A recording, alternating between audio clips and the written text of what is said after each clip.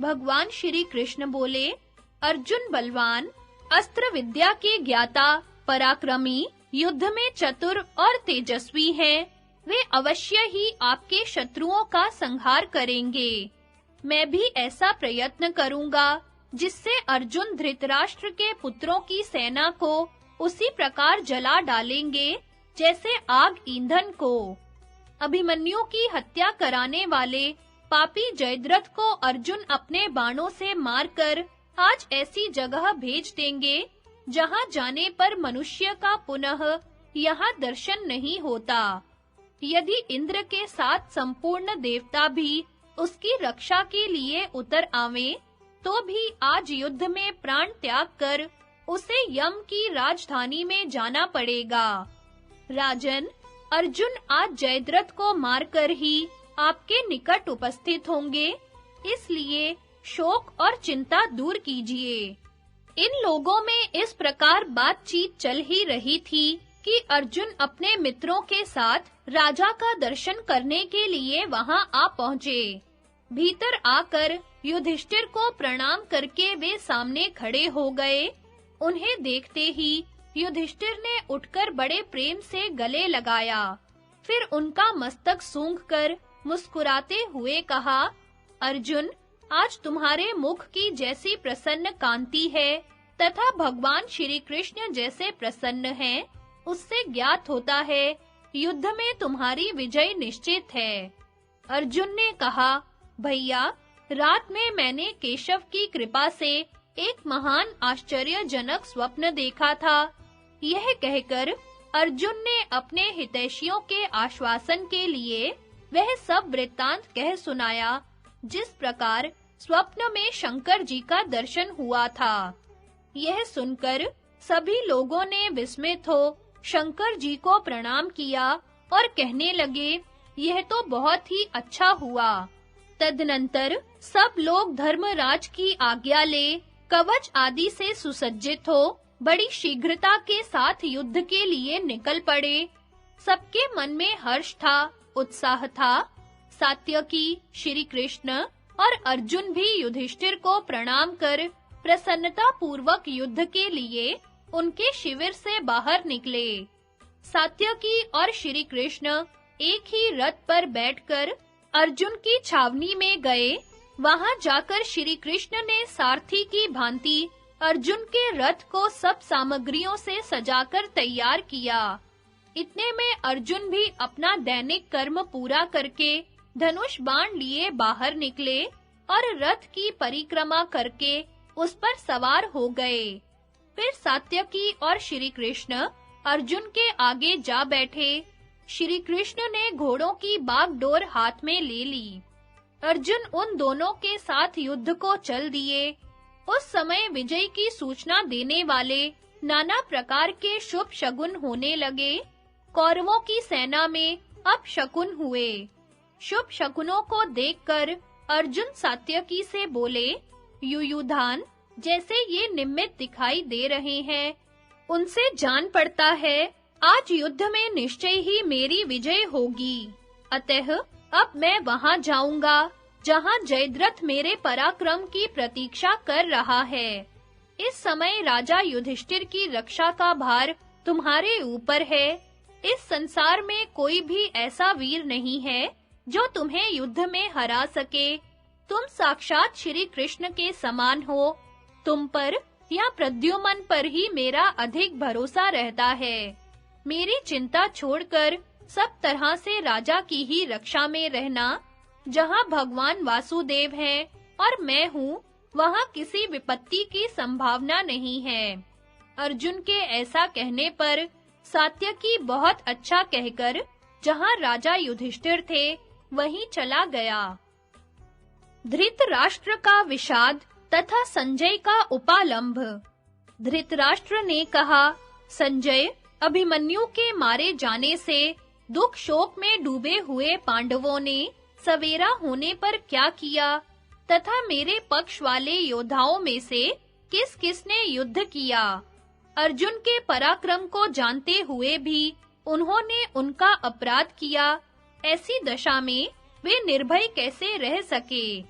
जब भगवान श्री कृष्ण सब प्राणियों पर दया करने के लिए कौरव पांडवों में संधि कराने की इच्छा से यहाँ आए थे, उस समय मैंने मूर्ख दुर्योधन से कहा था कि बेटा, वासुदेव के कथनानुसार अवश्य संधि कर लो। यह अच्छा मौका हाथ आया है। दुर्योधन, इसे टालो मत। श्री कृष्ण तुम्हारे हित की बात कहते हैं, स्वयं ही संधि के लिए प्रार्थना करते हैं। यदि इनकी बात न मानोगे तो युद्ध में तुम्हारी विजय असंभव है। श्री कृष्ण ने स्वयं भी अनुनय पूर्ण बातें कहीं, परंतु उसने अस्वीकार कर दी। अन्याय का आश्रय लेने के कारण हमारी बातें उसे ठीक नहीं जची। वह दुर्बुद्धि काल के वशीभूत था, इसीलिए उसने मेरी अवहेलना करके केवल कर्ण और दुशासन के ही मत का अनुसरण किया। जो जुआ खेला गया था, उसके लिए भी मेरी इच्छा नहीं थी। विदुर, भीष्म जी, शल्य, भूरिश्रवा, पुरुमित्र, जय, अश्वत्थामा, कृप और द्रोण, ये लोग भी जुआ होने देना नहीं चाहते थे। यदि मेरा पुत्र इन सब की राय लेकर चलता, तो अपने जाति भाई, मित्र सुहृद सबके साथ चिरकाल तक सुखपूर्वक जीवन व्यतीत करता।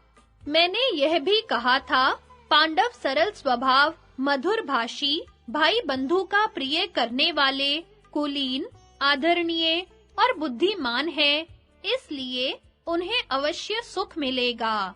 धर्म का पालन करने वाला मनुष्य सदा और सर्वत्र सुख पाता है।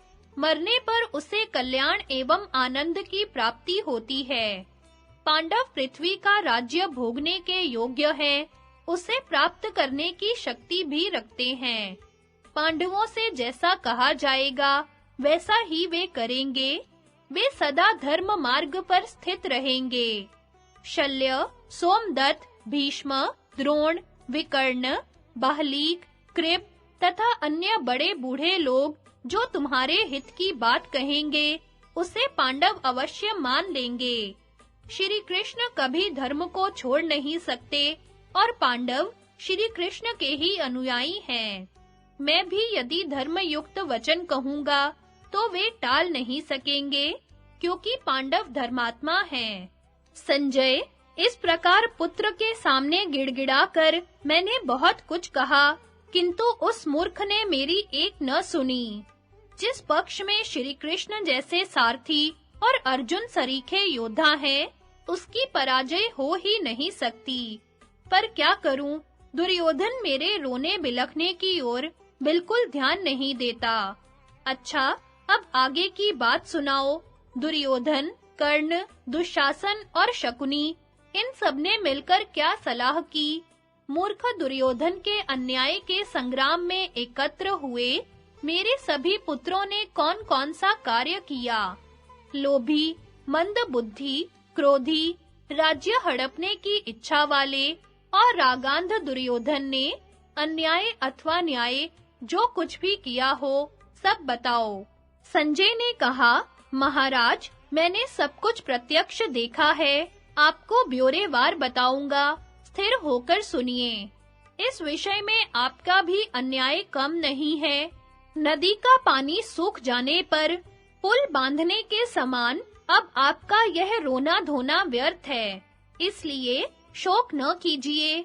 जब युद्ध का अवसर आया, उसी समय यदि आपने अपने पुत्रों को रोक दिया होता अथवा कौरवों को यह आज्ञा दी होती कि इस उद्दंड दुर्योधन को कैद कर लो, या स्वयं पिता के कर्तव्य का पालन करते हुए पुत्र को सन्मार्ग में स्थापित किया होता, तो आज आप पर यह संकट कदापि नहीं आता।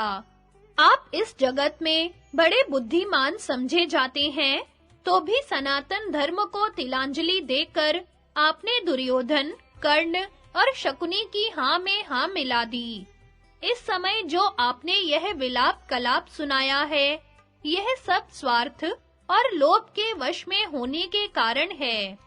विष मिलाए हुए शहद की भांति यह ऊपर से मीठा होने पर भी इसके भीतर घातक कटुता है। भगवान श्री कृष्ण ने जब से जान लिया कि आप राजधर्म से भ्रष्ट हो गए हैं, तब से वे आपके प्रति आदर बुद्धि नहीं रखते। आपके पुत्रों ने पांडवों को गालियां सुनाई और आपने उन्हें रोका नहीं।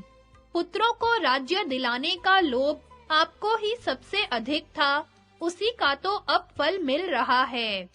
पहले आपने उनके बाप दादों का राज्य छीन लिया, अब पांडव स्वयं संपूर्ण पृथ्वी जीत लेते हैं, तो आप उसका उपभोग कीजिएगा।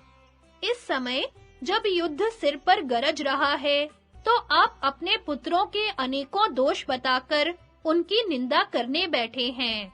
अब ये बातें शोभा नहीं देती। खैर जाने दीजिए इन बातों को। पांडवों के साथ कौरवों का जो घमासान युद्ध हुआ, उसका ठीक-ठीक वृत्तांत सुनिए।